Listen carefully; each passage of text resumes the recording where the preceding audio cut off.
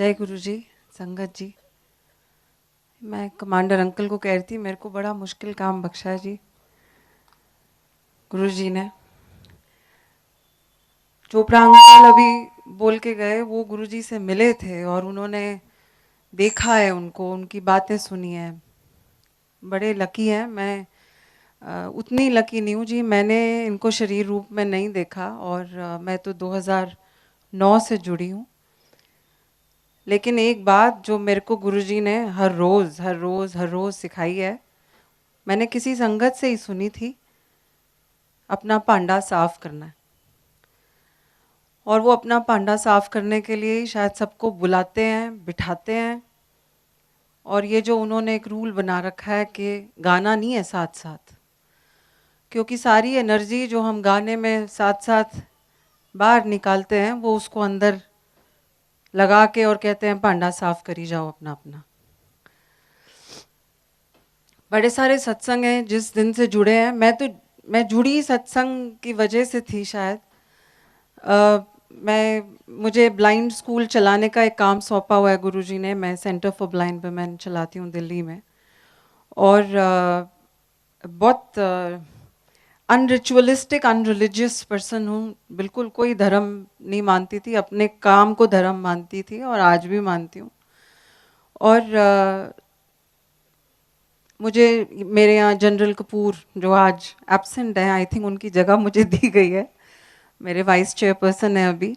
General Kapoor मेरे centre में लाए गए कहीं से और बोले जुड़ूंगा तो फोटो लगाऊंगा पहले यहाँ, फिर मैं आऊँगा आपके ऑफिस में।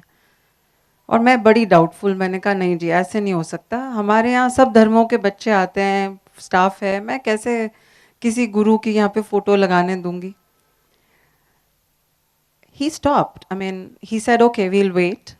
और वो जितनी बार मैं उनको कोई काम बताती थी तो बोलते थे अच्छा इससे बात करके हो जाएगा।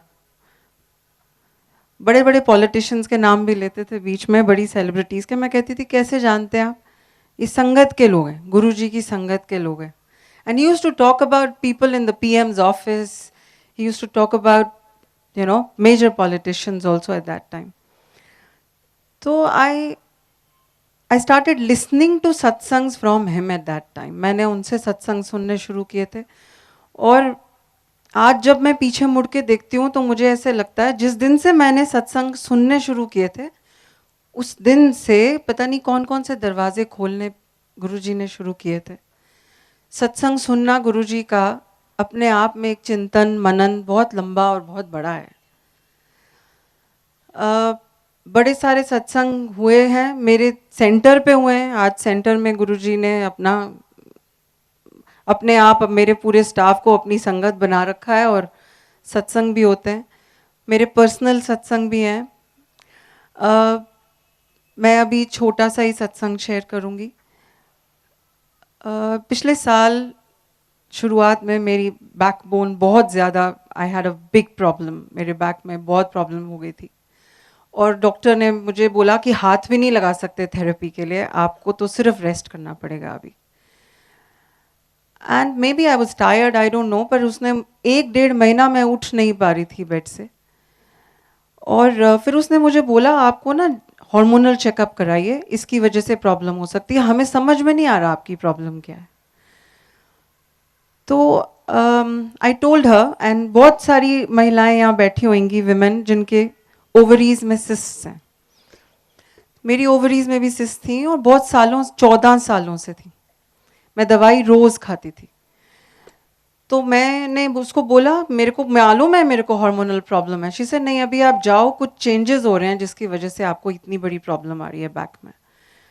तो मैं गायनेकोलॉजिस्ट के पास गई और मैंने उनको बोला फिर से चेकअप कर दीजिए जी, दे नीड अ रिपोर्ट। और वो ये पिछले 3-4 साल मैं कुछ नहीं कर रही थी, मतलब मैं तो सिर्फ गुरुजी के पास आ रही थी और मैं लंगर खा रही थी। और वो उसने 20 मिनट लगा दिए मेरे अल्ट्रासाउंड की मशीन पे। मैंने 20 मिनट के बाद उनसे पूछा आप क्या देख रहे हो, आप क्या ढूंढ रहे हो? कह रही आप कह रहे हो सिस्ट है, सिस्ट कहाँ पे है? तो आई सेड सिस्ट्स भरी हुई थी, लास्ट अल्ट्रासाउंड मैंने कराया था, my ovaries were full of cysts. She said कहाँ है सिस्ट, आप आओ, उठ के आओ, मेरे को दिखाओ. I got up and I went in front of the screen. The whole ovary was absolutely clean. और वो गायनाकोलॉजिस्ट खुद कह रही है कि मुझे नहीं मिल रही जी, कहाँ ढूंढ के बताओ. शी सेड ये एजेस पे ना कुछ कुछ मुझे नजर आ रहा है, अगर आप कहते हो ये सिस्ट है तो मैं आपकी दवाई को कम कर देती हूँ, आप वो लेना शुरू कर दो. I said fine. मैं बड़ी अचंभे में बाहर आई और उसके बाद मैंने वो दवाई लेनी शुरू की. आई ट्रैवल अ लॉट, मैं बहुत ट्रैवल करती हूँ, तो मैं किसी और शहर गई हुई थी. मेरी दवाई वो रोज़ लेनी होती है 21 दिन, और मेरी दवाई 4 दिन के बाद खो गई. तो मैंने फिर उसी दिन वापस भी आना था. I could not go to the chemist. मैंने उनको फ़ोन किया, मैंने बोला 3-4 दिन अगर गैप आ जाता है तो प्रॉब्लम है. शी सेड नहीं, चलो कोई बात नहीं, फिर से शुरू कर लेना. अच्छा, मैंने फिर आके नया पत्ता खरीदा, फिर से शुरू किया. फिर अगले महीने मैंने जापान जाना था और मैं वहाँ चली गई. बड़ी ठंड थी और बड़ी मुश्किलों में जाती थी, बैक अभी चल रहा था मेरा, और वहाँ पे फिर मेरी दवाई खो गई. तो मैं परेशान, अब जापान में ये वाला सॉल्ट नहीं मिलना मेरे को, मैं क्या करूँगी. मेरी 6-7 दिन दवाई में गैप आ गया और मैं वापस आई, मैंने फिर से शुरू की. 2 महीने के बाद मैं फिर से गई अपनी थेरेपिस्ट डॉक्टर के पास, बैक की थेरेपिस्ट डॉक्टर के पास, और उसने मुझे बोला कि आपने अपने आप को ठीक नहीं किया बैक एक से, आप क्या कर रहे हो, आपको मैंने कहा था हार्मोनल चेक कराओ. मैंने उसको ये तो बताया कि मैंने चेक कराया, ये प्रॉब्लम अब नहीं है, लेकिन मैंने बड़ी डरते डरते उसको बोला कि ना मेरी मेडिसिन खो जाती है, 2 महीने से खो रही है. और फिर मैंने डरते डरते उसको बोला कि मैं ना एक गुरुजी के मंदिर में जाती हूँ और मैंने किसी से सत्संग सुना है कि जब दवाई खो जाती है ना कई बारी, just give it a break, चिंतन करिए ज़रा गुरुजी क्या कह रहे हैं. तो मैंने उस शी सेड कौन से गुरुजी हैं, मैंने कहा छतरपुर के आगे हैं. कोई बड़ा डर डर के बता रही थी मैं कि ये डॉक्टर कहेगी ये पागल लड़की है. शी सेड आप बड़े मंदिर के गुरुजी के बारे में बात कर रही है. मैंने कहा हाँ.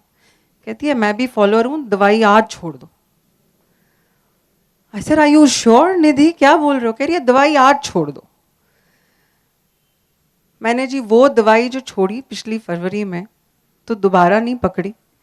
वो दवाई छोड़ने के बाद मेरी बैक एक बिल्कुल ठीक हो गई. शायद गुरुजी कह रहे थे छोड़ दो, नहीं चाहिए.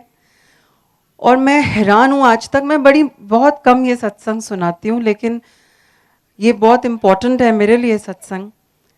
बड़े सारे सत्संग गुरुजी ने दिए हैं हमको, मेरे सेंटर पे बड़ी उनकी बहुत मेहर बनी हुई है. और एक और मैसेज जो वो रोज़ मेरे को देते हैं कि मैं भी दूसरों को बोलूं कि जो सेवा दी है ना गुरुजी ने, उस पे लगे रहना है जब तक वो नहीं उठा देते हैं.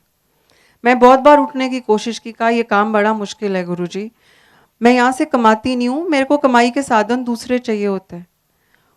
उन्होंने कुछ ऐसा चक्कर चलाते हैं कि तू यहीं काम करती रहे और तेरी कमाई के साधन मैं कुछ और बनाता रहूँगा. मेरे बिना गए काम पे, मेरे बिना कुछ किए उन्होंने मुझे 12 कंपनीज के पैनल पे बिठा दिया जहाँ से मुझे पैसे आते रहते हैं. मैं काम करने वहाँ नहीं जाती, मैं काम वहाँ ब्लाइंड स्कूल का करती हूँ. लेकिन वो जो सेवा उन्होंने पकड़ाई है, वो सेवा चाहे आप सॉफ्टवेयर के इंजीनियर हैं, चाहे आप स्कूल चलाते हैं, चाहे आप टीचर हैं, चाहे आप माँ हैं, ये मैसेज मैंने बहुत बार सीखा है जी कि जो सेवा पकड़ाई है वो सेवा आपकी है और अपनी सेवा को दूसरे से कंपेयर भी नहीं कर सकते. आप सब अपनी अपनी सेवा देते रहें और जय गुरु जी.